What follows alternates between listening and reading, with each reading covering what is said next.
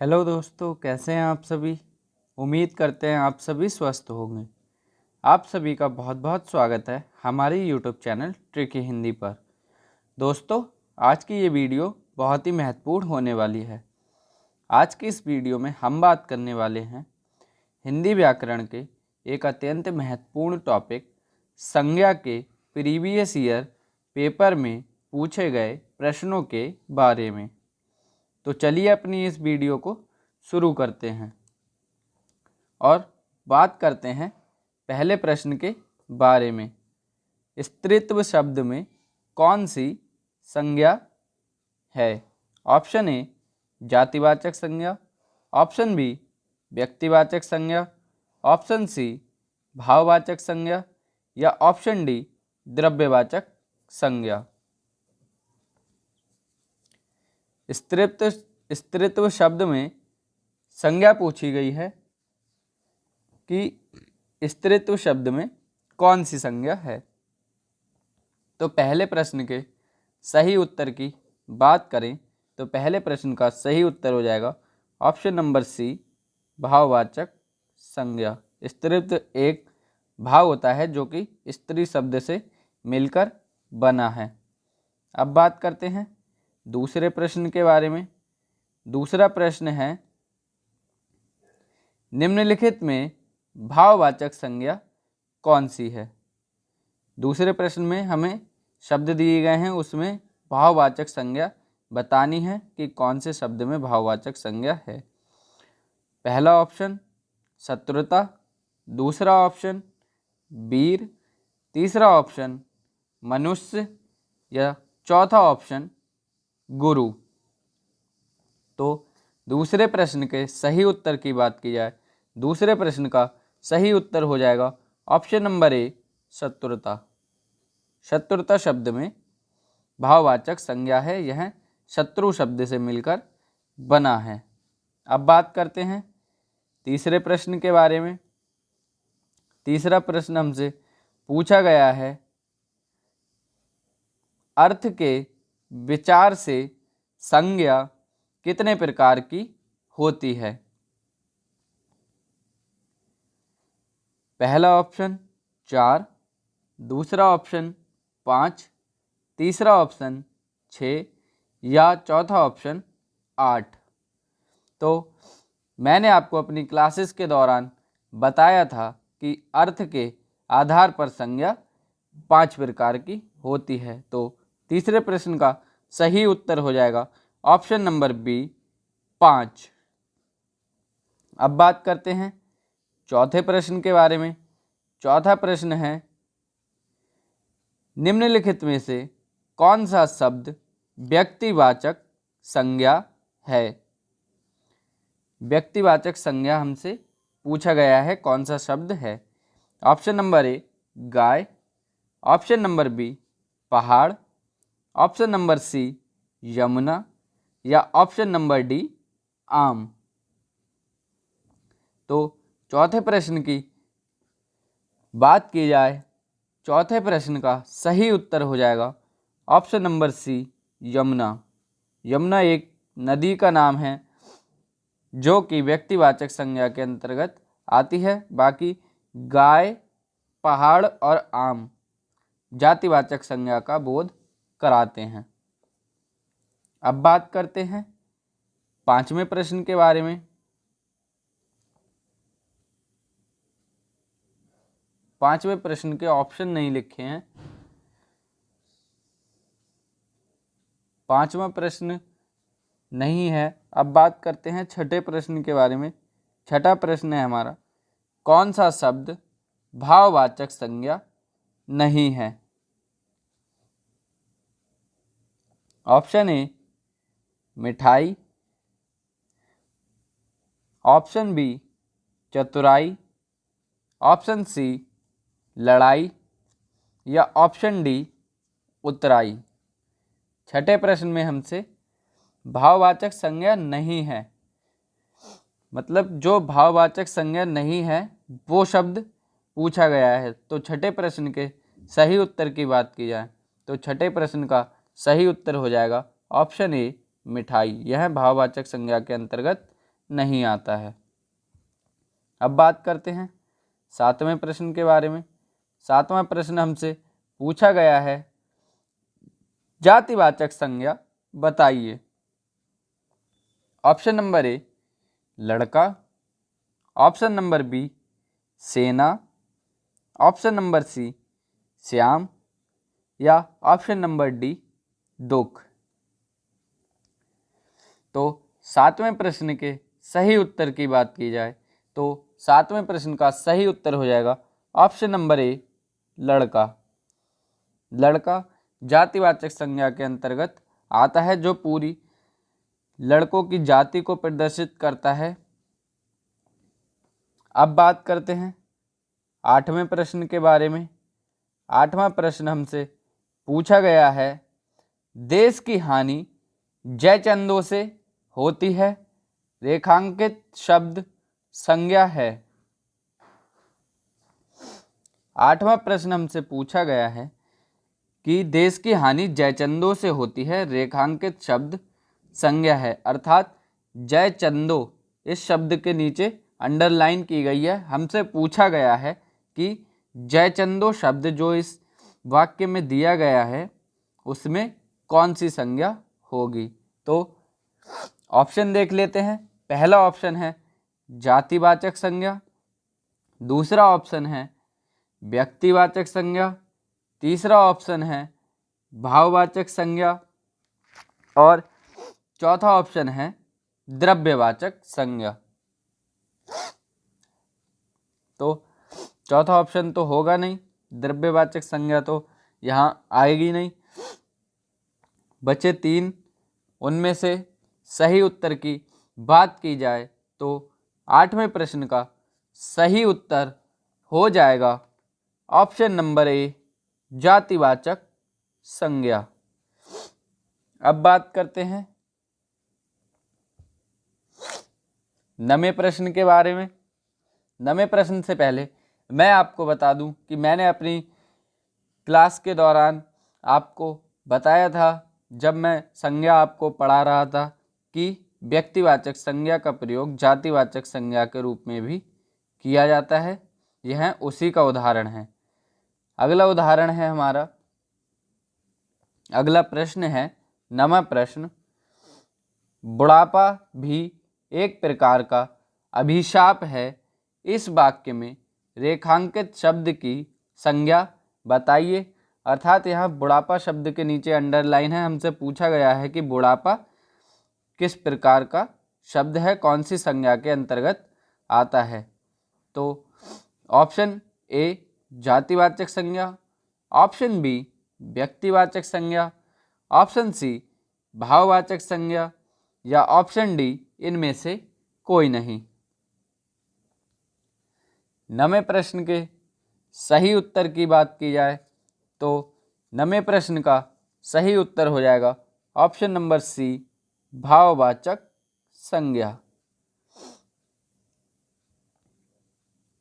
अब बात करते हैं 10वें प्रश्न के बारे में। 10वां प्रश्न है, व्यक्ति वस्तु स्थान एवं भाव के नाम को कहते हैं। ऑप्शन ए सर्वनाम, ऑप्शन बी संज्ञा, ऑप्शन सी विशेषण या ऑप्शन डी इनमें से कोई नहीं। तो 10वें प्रश्न के सही उत्तर की बात की जाए तो 10वें प्रश्न का सही उत्तर हो जाएगा ऑप्शन बी संज्ञा। संज्ञा की परिभाषा ही यही है कि किसी व्यक्ति वस्तु स्थान व भाव के नाम को संज्ञा कहते हैं। अब बात करते हैं 11वें प्रश्न के बारे में। 11वां प्रश्न हमसे पूछा गया है, सतसई शब्द में कौन सी संज्ञा है। दोस्तों यहाँ सत्संग शब्द नहीं होगा, गलत टाइप हो गया है। यहाँ शब्द होगा सतसई। सतसई शब्द में कौन सी संज्ञा है। ऑप्शन ए जातिवाचक संज्ञा, ऑप्शन बी व्यक्तिवाचक संज्ञा, ऑप्शन सी समूहवाचक संज्ञा या ऑप्शन डी द्रव्यवाचक संज्ञा।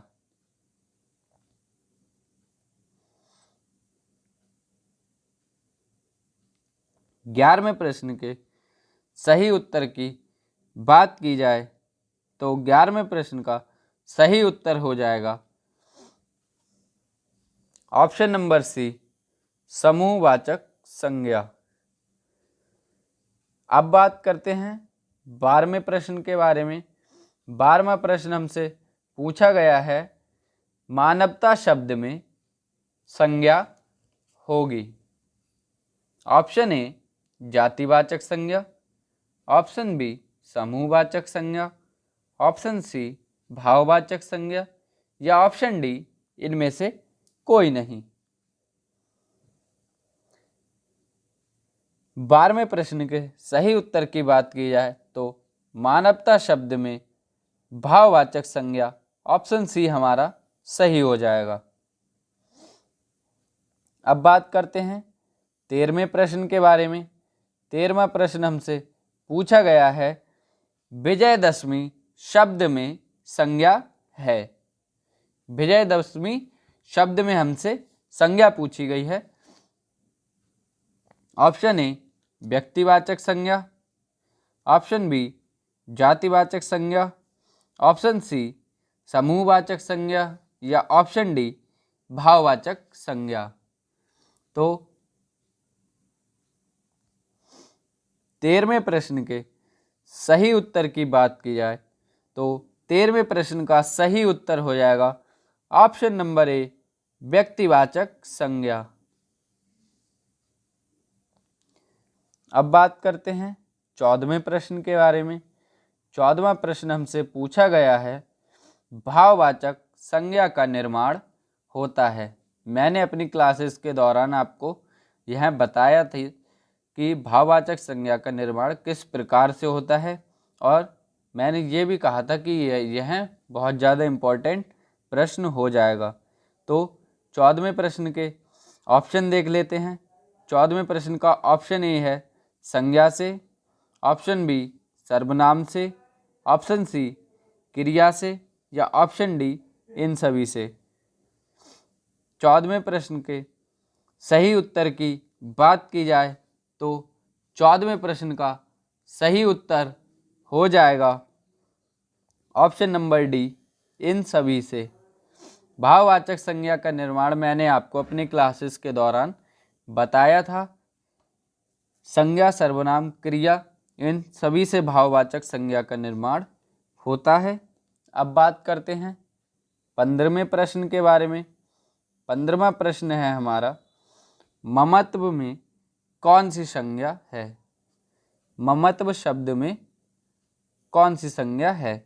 ऑप्शन ए व्यक्तिवाचक संज्ञा, ऑप्शन बी भाववाचक संज्ञा, ऑप्शन सी समूहवाचक संज्ञा या ऑप्शन डी इनमें से कोई नहीं।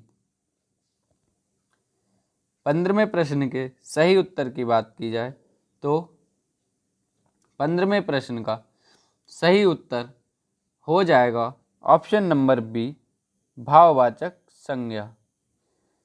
ममत्व ममता शब्द से मिलकर बना है, अर्थात यहाँ भाववाचक संज्ञा हो जाएगी। बात करते हैं 16वें प्रश्न के बारे में। 16वां प्रश्न पूछा गया है, रामचरितमानस के रचयिता गोस्वामी जी हैं। इस वाक्य में रेखांकित शब्द की संज्ञा बताइए। अर्थात हमें रामचरितमानस यह शब्द जो है इसमें संज्ञा बतानी है कि कौन सी संज्ञा होगी।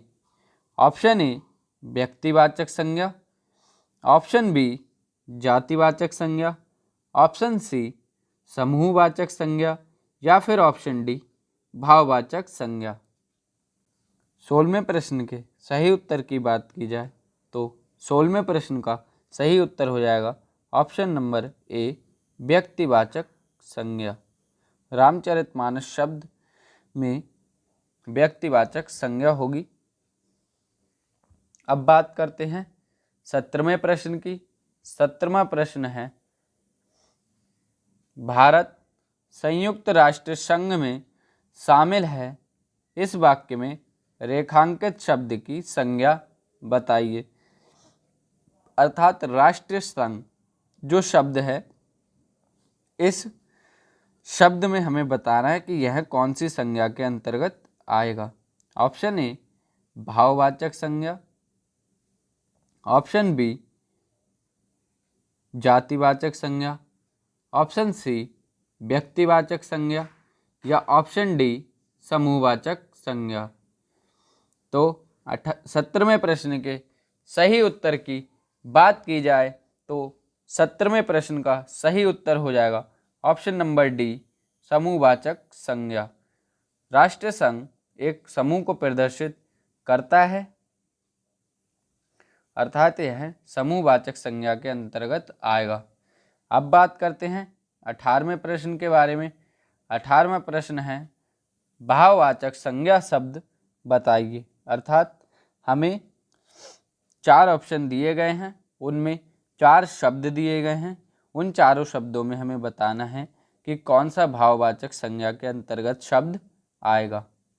पहला प्रेम, दूसरा मिठास, तीसरा शत्रुता, चौथा उपर्युक्त सभी। तो 18वें प्रश्न के सही उत्तर की बात की जाए तो प्रेम, मिठास और शत्रुता तीनों ही शब्दों में भाववाचक संज्ञा है, अर्थात 18वें प्रश्न का सही उत्तर हो जाएगा ऑप्शन नंबर डी उपर्युक्त सभी। अब बात करते हैं 19वें प्रश्न के बारे में। 19वां प्रश्न है निम्नलिखित में समूहवाचक संज्ञा बताइए। पहला ऑप्शन है गिरोह, दूसरा ऑप्शन है मंडल, तीसरा ऑप्शन है उपर्युक्त दोनों और चौथा ऑप्शन है कोई नहीं। तो समूहवाचक संज्ञा के अंतर्गत गिरोह और मंडल दोनों ही शब्द आते हैं। तो 19वें प्रश्न का सही उत्तर हो जाएगा ऑप्शन नंबर सी उपर्युक्त दोनों। अब बात करते हैं 20वें प्रश्न के बारे में। 20वां प्रश्न है सुंदरता शब्द में संज्ञा ज्ञात कीजिए। ऑप्शन ए व्यक्तिवाचक संज्ञा, ऑप्शन बी समूहवाचक संज्ञा, ऑप्शन सी जातिवाचक संज्ञा या ऑप्शन डी भाववाचक संज्ञा। तो 20वें प्रश्न के सही उत्तर की बात की जाए, 20वें प्रश्न का सही उत्तर हो जाएगा ऑप्शन नंबर डी भाववाचक संज्ञा। यह सुंदर शब्द से मिलकर बना है। सुंदरता शब्द भाववाचक संज्ञा के अंतर्गत आएगा। तो दोस्तों ये थे आज की वीडियो में हमारे संज्ञा के प्रीवियस ईयर पेपरों में पूछे गए 20 प्रश्न। हम उम्मीद करते हैं आपको हमारी ये वीडियो पसंद आई होगी। अगर आपको हमारी ये वीडियो पसंद आई है तो चैनल को सब्सक्राइब करें तथा वीडियो को लाइक कर दें और आगे आने वाली 2 या 3 वीडियो संज्ञा के प्रीवियस ईयर क्वेश्चंस के ऊपर ही आने वाली हैं। तो यदि आप चाहते हैं कि वीडियो का नोटिफिकेशन आपको सबसे पहले मिले तो बेल आइकन को ऑल पे प्रेस कर दें। Thank you for watching the video. मिलेंगे अगली वीडियो में, तब तक के लिए स्वस्थ रहिए। धन्यवाद।